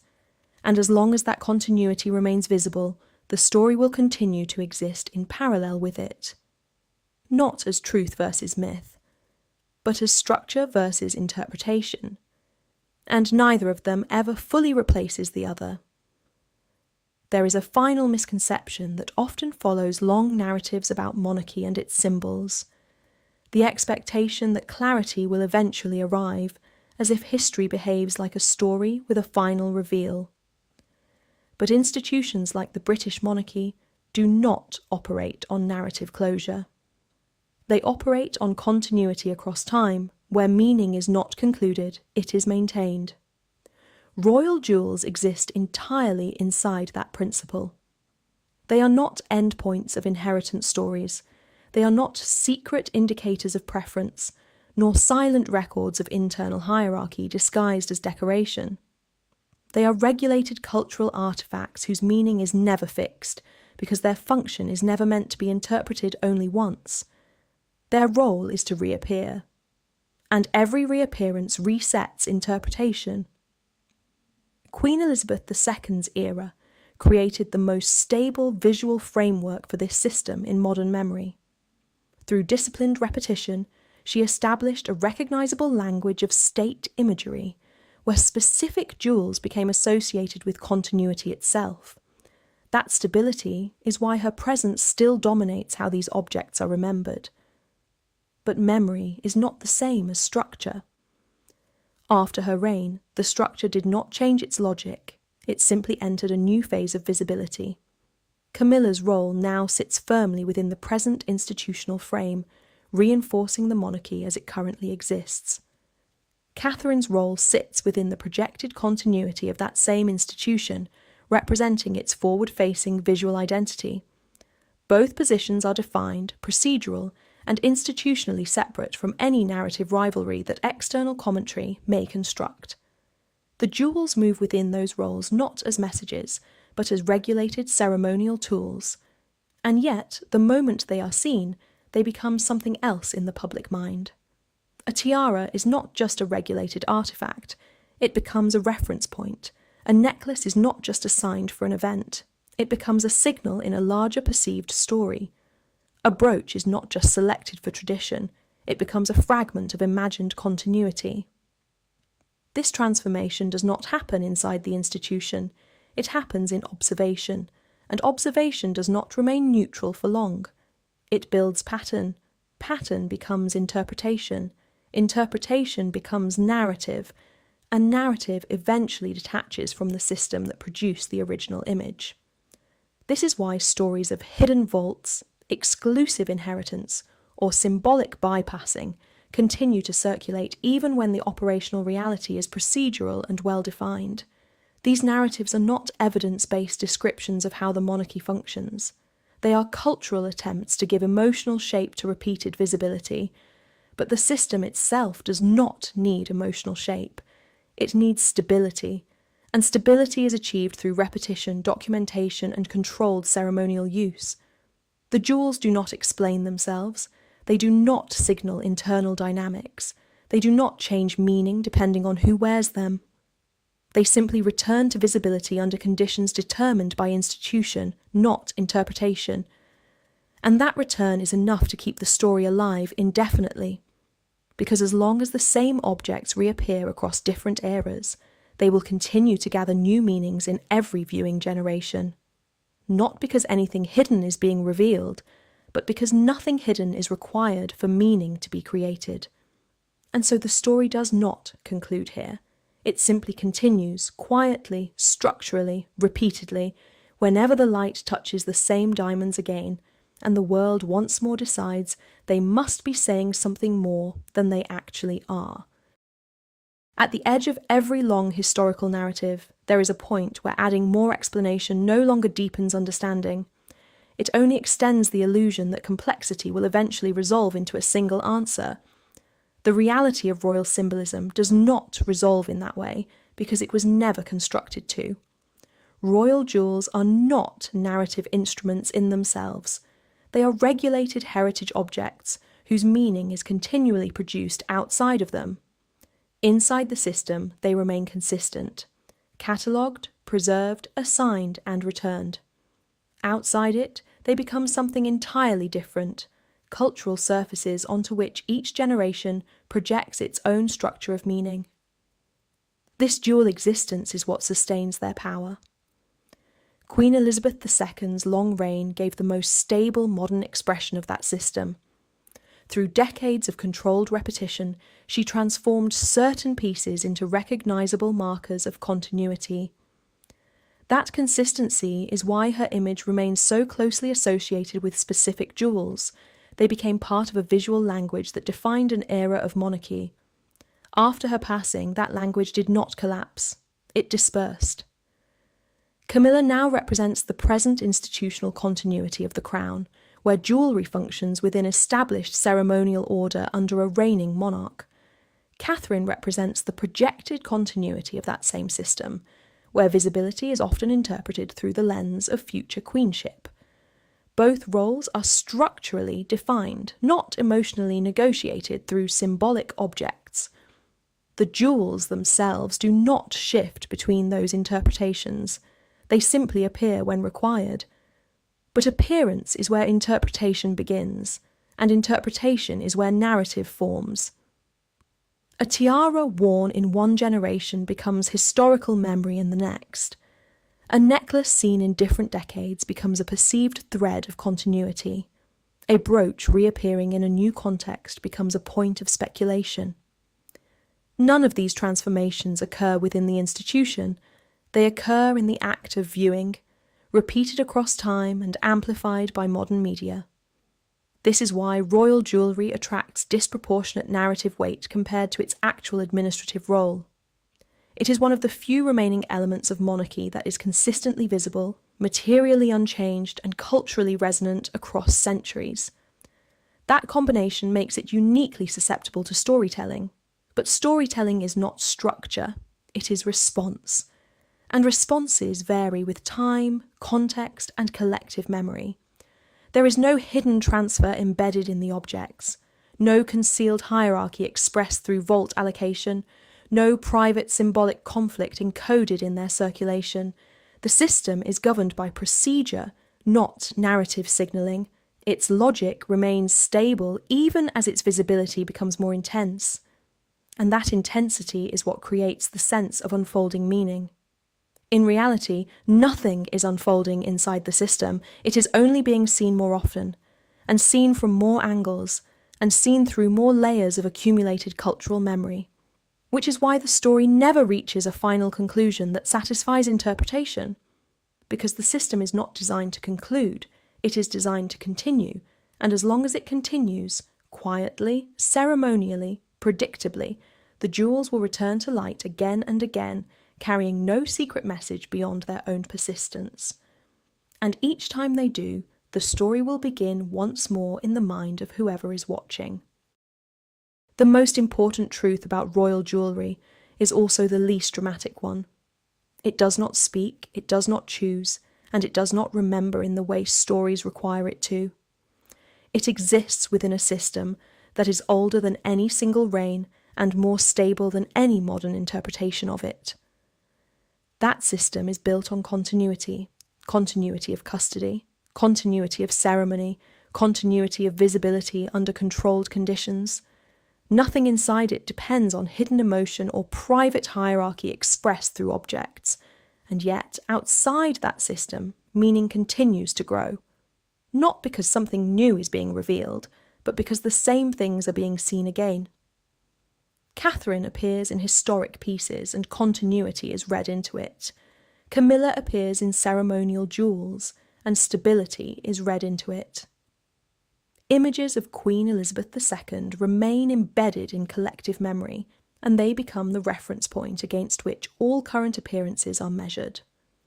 The objects do not change, but the framework of interpretation evolves with each generation that encounters them. This is the quiet mechanism that keeps the story alive. Repetition without resolution, visibility without explanation, structure without narrative closure. Inside the institution, there is no dramatic redistribution of symbolic meaning hidden behind the scenes. There is no vault that assigns emotional significance. There is only preservation and regulated ceremonial use, shaped by long-established practice. But outside it, the human mind continues to do what it always does with stable symbols over time. It constructs pattern, assigns meaning, and builds narrative continuity where none is formally declared. That is why royal jewels remain so culturally persistent. They are among the few artifacts that can pass through centuries without changing form, while the world around them changes completely. That contrast produces a powerful effect, the sense that history is still present, still active, still speaking through objects that never age. But they do not speak, they remain. And in remaining, they are seen again, and in being seen again, they become part of a new interpretation each time. There is no final hidden wish inside the system that reorders everything from within. There is no ultimate symbolic transfer that resolves perceived tensions between figures. There is only an ongoing structure that continues to function as it was designed to function, quietly, precisely, and without narrative intention. The story, as it is told externally, will continue to evolve as long as the images continue to circulate, but within the vault, nothing needs to change for that to happen. Because the vault is not the source of the story, it is only the place where time is stored in objects that refuse to disappear. And when they are brought into light again, the story begins once more. Not because something was revealed, but because something remained visible long enough to be reinterpreted again. At a certain point, continuing the search for hidden meaning inside a system designed for continuity stops producing new insight. It only produces repetition of interpretation layered over the same unchanged structure.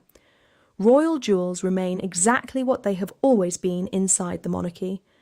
Catalogued assets of immense historical value, maintained under strict institutional control, and deployed only in carefully defined ceremonial contexts.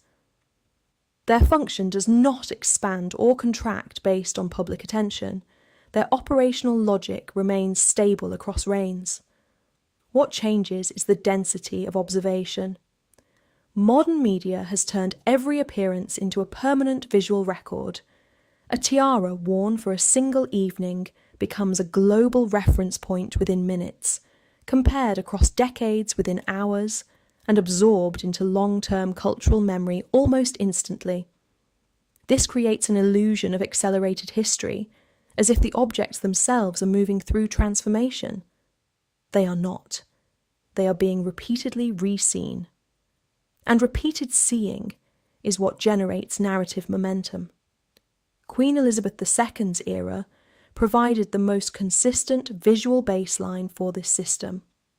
Her careful, repeated use of specific pieces gave them recognizability that persists even after her reign ended. That recognizability is what allows later appearances, by Camilla in present ceremonial roles, or Catherine in future-facing symbolic contexts, to be read as meaningful within a shared visual language. But that language is not encoded in the jewels themselves. It is constructed in observation. And observation is never neutral. It is shaped by memory, expectation, and the human tendency to convert repetition into structure. When the same object appears across different people and different decades, the mind naturally builds continuity where the institution maintains only regulated reuse. This is where the gap between structure and story becomes most visible. Inside the monarchy, there is no mechanism that assigns emotional hierarchy to jewellery circulation. There is no hidden preference expressed through vault access. There is no symbolic redistribution designed to encode internal relationships. There is only procedural allocation tied to ceremony, tradition, and preservation. But outside it, interpretation does not require confirmation to persist. It only requires recurrence. And recurrence is constant. That is why narratives of hidden meaning or exclusive legacy transfer continue to surface. They are not evidence of concealed institutional behaviour. They are expressions of how the mind responds to stable symbols repeated across changing timeframes. A diamond tiara is the same object in 1950, 1990, and 2026. But it is not seen in the same world each time, and because the world changes around it, meaning appears to change within it. This is the fundamental illusion that sustains long cultural narratives about royal objects, the assumption that shifting interpretation implies shifting intention. In reality, intention remains constant. Interpretation does not. The jewels do not move through hidden emotional structures of power.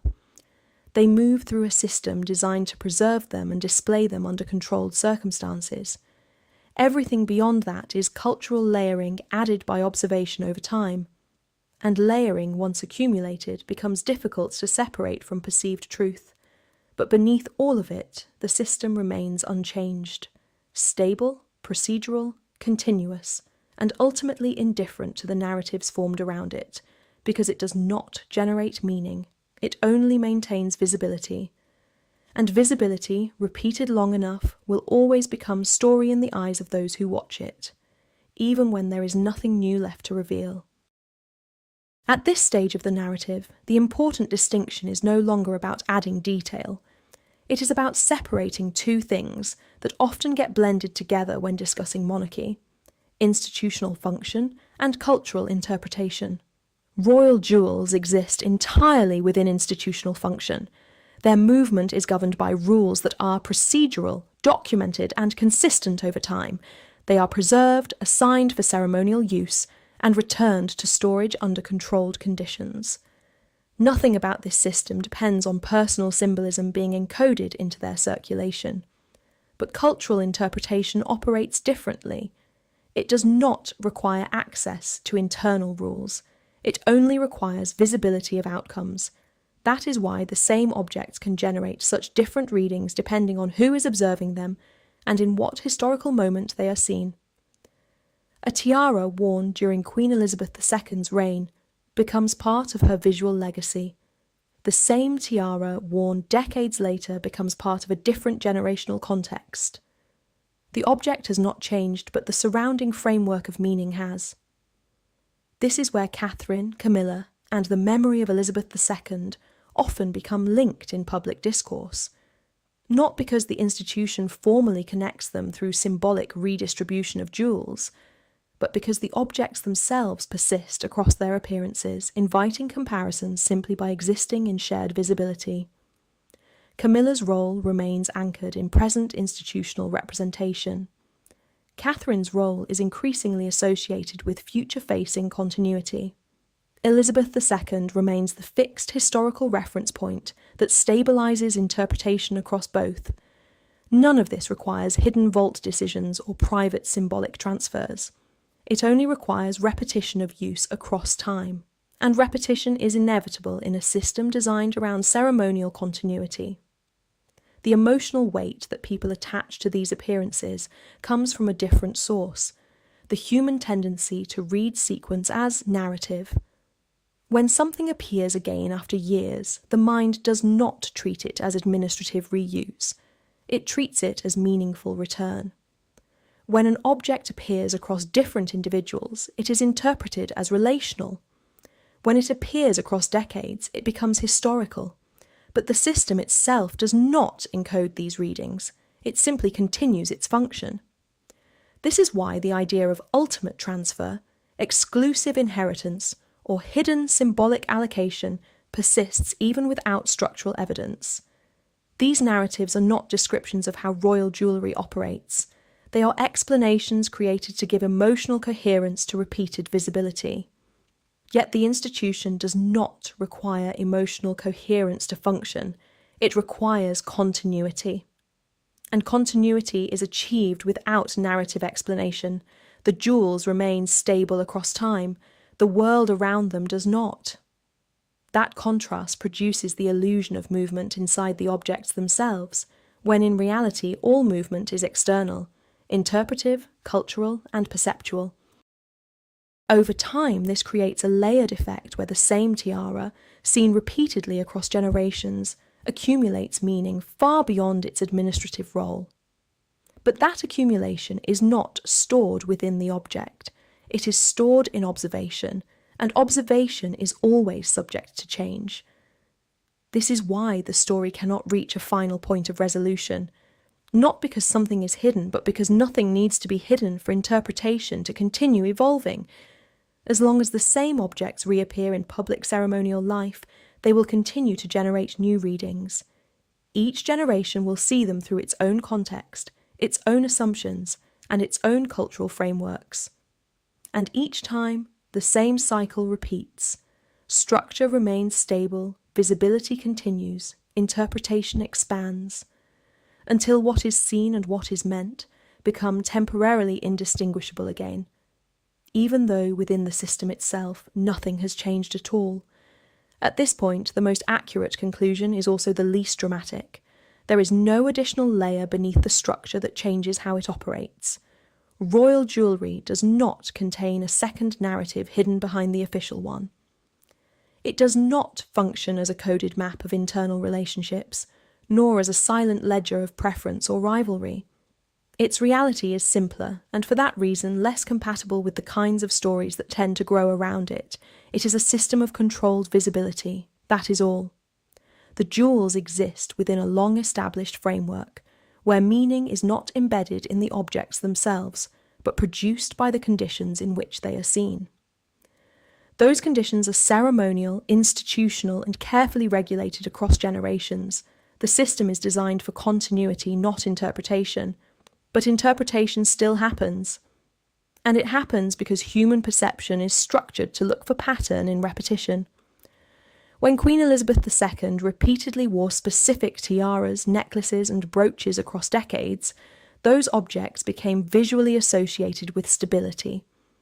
When those same objects later appear in new contexts, they carry that accumulated memory forward, not because they have changed meaning, but because memory has layered meaning onto them. This is how cultural symbols form over time, not through instruction, but through repeated exposure. Camilla's current visibility in historically significant pieces operates within present institutional continuity. Catherine's visibility operates within future-oriented continuity.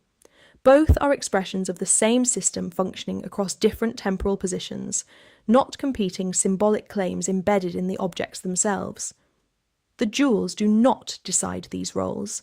They simply appear when required. And yet appearance is powerful enough to generate entire narratives. This is where the misunderstanding persists in public discourse, the assumption that visibility must correspond to hidden hierarchy.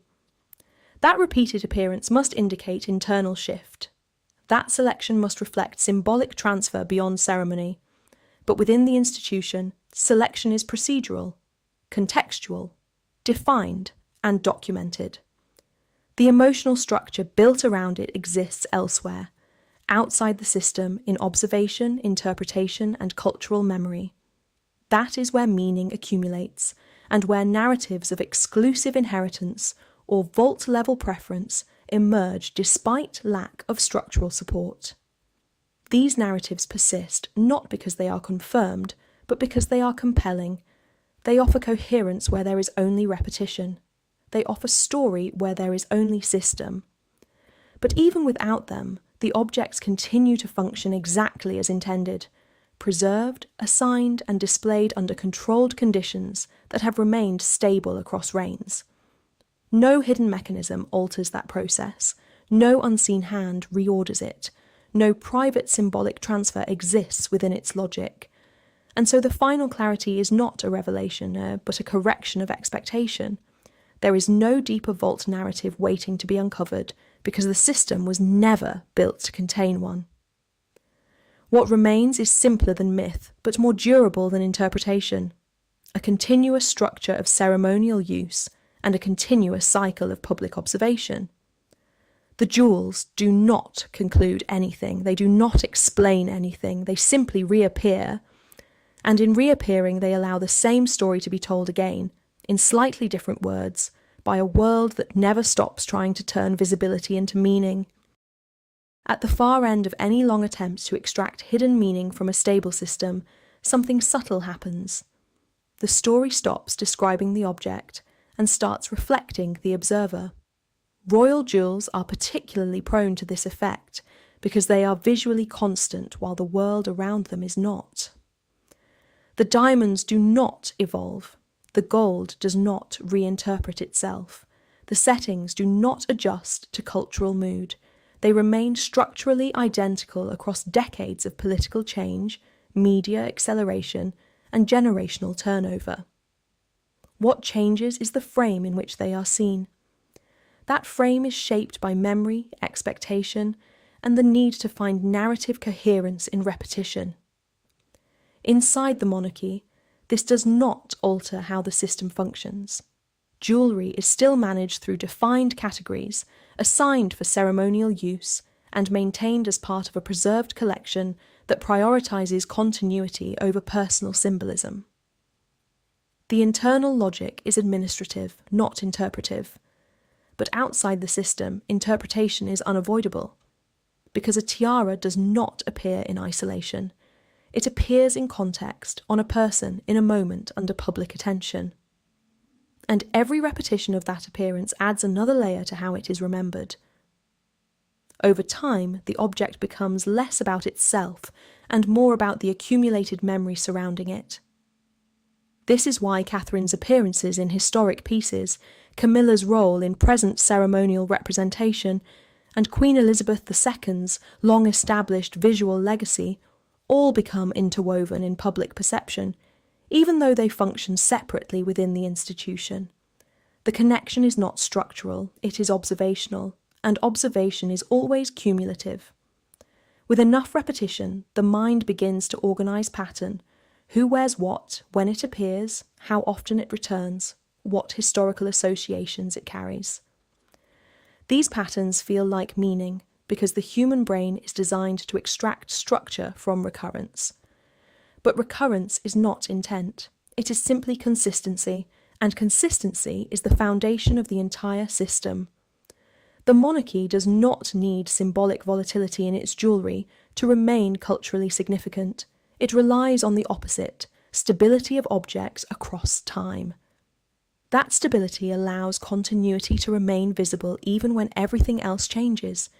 Yet paradoxically, that same stability generates interpretive volatility, because the more consistent the object, the more varied the interpretations become. A diamond necklace seen in different eras does not change meaning inside the system, but outside it, each viewing becomes a new reference point for cultural storytelling. The object becomes a canvas for shifting historical context, rather than a carrier of fixed narrative. This is the final tension that no additional detail resolves. The institution preserves structure, while perception generates story. Neither cancels the other, neither fully explains the other, and both continue simultaneously. That is why there is no final revelation waiting at the end of the vault, no hidden message embedded in circulation, no ultimate symbolic transfer that resolves all perceived tension between figures or eras. There is only continuity of practice and continuity of observation. And between those two, meaning is repeatedly formed, not because it is stored there, but because it is always being reconstructed in the act of looking. At this stage, what remains is not additional information, but the recognition of a boundary, the point where factual structure ends and interpretive projection begins. Royal jewellery sits precisely on that boundary, which is why it has sustained attention for so long. It is physically tangible, historically documented, and institutionally governed. Yet it is also visually open enough to absorb meaning from every era that observes it. Inside the monarchy, this boundary is not treated as a mystery. It is managed through procedure. Objects are preserved according to classification. Their use is determined by ceremonial requirement. Their appearance is coordinated through institutional approval. Nothing in that chain depends on symbolic reinterpretation, but outside that chain, the objects do not remain neutral. They become reference points in a continuous process of cultural reading. Queen Elizabeth II's long reign established the most stable version of this reading system. Through consistent use of specific pieces, she created a visual continuity that became strongly associated with institutional stability itself. That continuity is why her presence still defines the baseline against which later appearances are measured. When Camilla appears in historically significant pieces today, that appearance is interpreted through the lens of present sovereignty. When Catherine appears in similar historic jewellery, it is often interpreted through the lens of future continuity. These interpretations coexist because they are produced externally, not internally. Within the system itself, there is no narrative hierarchy embedded in those appearances, only context-specific assignment, only ceremonial function, only repetition governed by structure. The sense that something deeper is being communicated through these objects arises from a familiar cognitive pattern, the human tendency to convert repetition into meaning and meaning into narrative. When the same objects appear across time and across different individuals, the mind naturally seeks continuity between those appearances. But continuity of appearance is not continuity of intention, it is continuity of preservation. And preservation does not encode message, it maintains form. This distinction is what remains constant even as interpretation changes, because interpretation is always shaped by the conditions of the observer. Different eras project different frameworks onto the same objects. What appears as symbolic alignment in one context appears as routine ceremonial use in another. What feels like narrative tension in one moment resolves into procedural normality when viewed through institutional documentation. The jewels do not resolve this tension. They exist outside it. Their function does not depend on being understood in any particular way. It depends on being maintained, regulated, and occasionally displayed under controlled conditions that ensure continuity across generations. Everything beyond that belongs to perception. And perception is not fixed. It expands, contracts, and reshapes itself according to cultural context. This is why no final explanation can fully stabilize the story built around them, because the story is not generated by the system itself. It is generated by the act of observing a stable system across unstable time. And as long as that observation continues, meaning will continue to form. Not because the objects change, but because the world looking at them does. And that is where the boundary remains. Quiet, persistent, and never fully crossed. At the centre of everything that has been observed, there is a simple operational truth that does not change with interpretation. The monarchy functions through continuity management, not symbolic revelation. Its systems are designed to persist, not to communicate hidden narratives through material objects. Royal jewels belong entirely to that framework of persistence.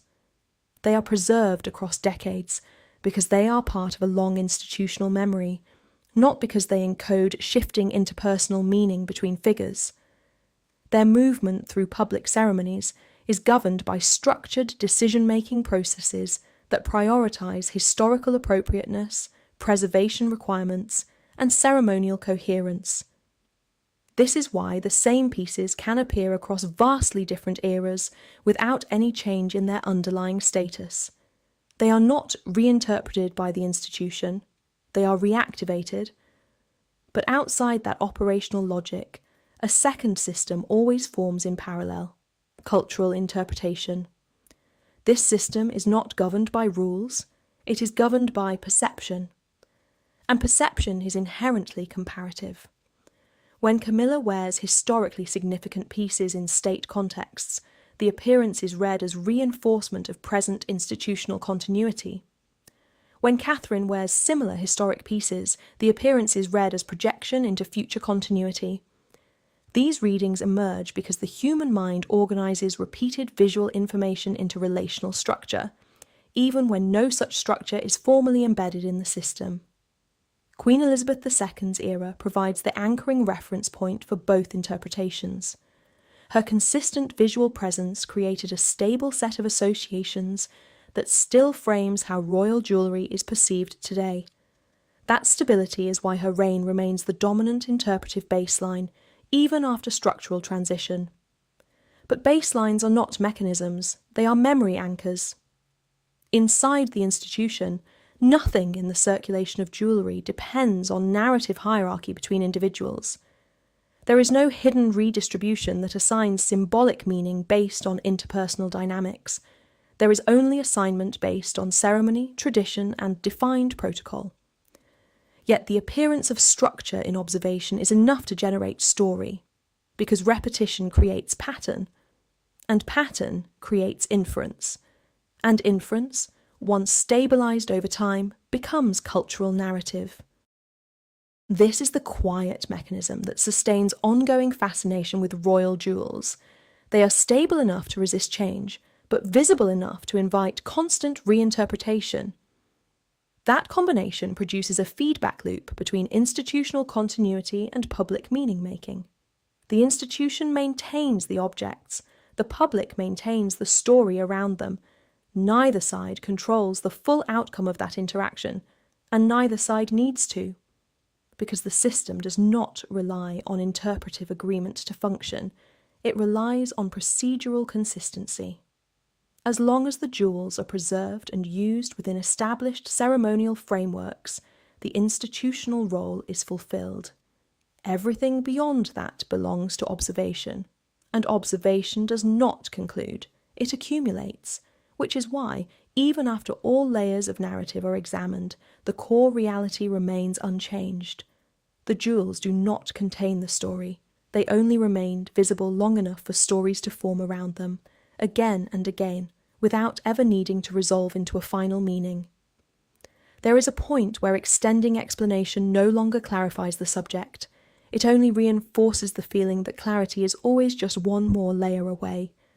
Royal jewels often sit inside that illusion, not because they conceal meaning, but because they are consistently visible, while the systems behind them remain intentionally procedural.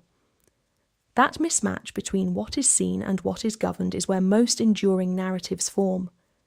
Within the monarchy, jewellery remains part of a controlled ceremonial structure. Pieces are preserved according to institutional responsibility, assigned for specific types of events, and maintained as part of a long historical continuum. The logic is administrative and stable across reigns. Nothing in that system depends on symbolic redistribution between individuals in the way public storytelling often suggests. But visibility is not administrative. Visibility is experiential.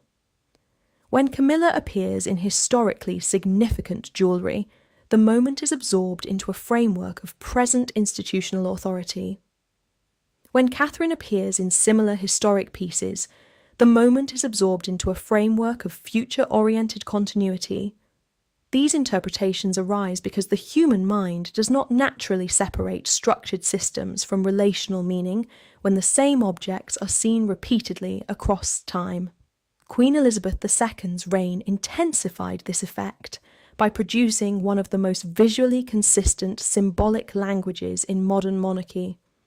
Certain pieces became so regularly associated with her public presence that they now function as visual memory markers rather than simply artifacts. After her reign ended, those markers did not disappear. They were redistributed across interpretation, and interpretation is not centralised. It is fragmented, repeating, and constantly updated through new observation. This is why attempts to locate a single hidden explanation behind jewellery circulation, whether framed as vault secrecy, symbolic preference, or interpersonal signalling, tend to persist even when the structural reality is far more routine. These narratives do not arise from gaps in information. They arise from the human tendency to turn repetition into meaning and meaning into story. But repetition in itself is not communication. It is continuity, and continuity is the only function the system requires. Over time, this produces a layered cultural effect where the same objects carry multiple overlapping readings without changing internally. The jewellery does not evolve. The institution does not encode narrative into its circulation. The meaning emerges externally, built from accumulated appearances across different eras and contexts. This is why the story cannot settle into a final explanation. Because the explanation itself becomes part of the pattern being interpreted. Each attempt to clarify adds another layer of narrative framing, which is then absorbed into the same cycle of reinterpretation. The system remains unchanged, but the interpretive surface grows denser with each retelling. And so the final paradox remains intact. The closer the explanation gets to completion, the more it resembles the story it was trying to conclude. The jewels stay the same, the structure stays the same, but the meaning never stops expanding around them. Not because anything is being hidden, but because nothing ever stops being seen.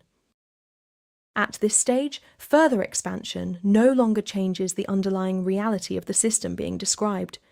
It only continues to rotate the same core relationship, stable institutional structure on one side, continuously shifting interpretation on the other. Royal jewels remain fixed within the first category. They are preserved artefacts of state heritage, maintained under strict custodial responsibility and deployed in accordance with ceremonial necessity. Their use is not driven by narrative signalling, and their circulation does not encode interpersonal dynamics between members of the royal family in the way external interpretation often assumes. What persists instead is visibility, and visibility is always subject to interpretation.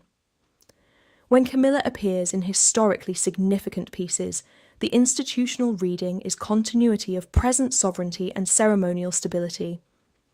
When Catherine appears in comparable historic pieces, the institutional reading is continuity of future role within the same framework. These are not competing symbolic claims inside the system. They are different positions within the same structured hierarchy of function. But outside the system, structure is not what is most easily perceived. What is perceived is sequence, and sequence naturally becomes story. Queen Elizabeth II's long reign provided the most coherent visual baseline for this entire interpretive process. Through repeated use of specific jewellery pieces across decades, she created a stable set of associations that still anchor public memory. That stability is why her era continues to dominate how royal jewellery is contextualised even after institutional transition. Once that baseline is established, every subsequent appearance is read in relation to it. Not because the system instructs that comparison, but because memory automatically constructs it. This is where narratives of hidden meaning persist, not due to absence of information, but due to the abundance of visible repetition. A tiara appearing across multiple generations invites connection. A necklace reappearing after years invites inference. A brooch moving through different ceremonial contexts invites comparison. None of these movements alter the internal logic of the system, but they alter the surface of perception. And perception is where narrative forms. The important distinction that remains constant, regardless of how many interpretive layers are added, is that the monarchy does not require symbolic ambiguity in its jewellery system to function. It requires continuity of preservation, controlled ceremonial use, and adherence to established protocol. Everything beyond that exists in the interpretive space created by observation over time. And interpretive space does not resolve. It expands with each viewing, each comparison, each generational shift in cultural context, which is why no final explanation can fully stabilize the meaning that accumulates around these objects. Because meaning is not stored within them, it is generated externally, repeatedly, and differently across time. The jewels remain unchanged. The system remains unchanged. But the act of seeing them does not remain unchanged. And that is the only dynamic that continues indefinitely. A stable structure and an unstable interpretation, meeting again and again in the same visual moment, without ever arriving at a final conclusion that closes the story. In the final framing of every long historical system, there is a moment when interpretation stops expanding outward and begins to fold back onto itself. Royal jewels, observed across centuries, eventually reach that point, not because they reveal something new, but because everything that can be seen has already been seen, only under different light, in different eras, on different figures. The monarchy does not conclude its symbolism, it stabilizes it. Inside that stability, jewels continue to function exactly as they always have, preserved under institutional custodianship, assigned for ceremonial use, and displayed in moments that mark continuity rather than change. Nothing in their internal logic depends on narrative escalation. There is no final revelation encoded in their circulation, no hidden structure waiting to be uncovered at the end of observation.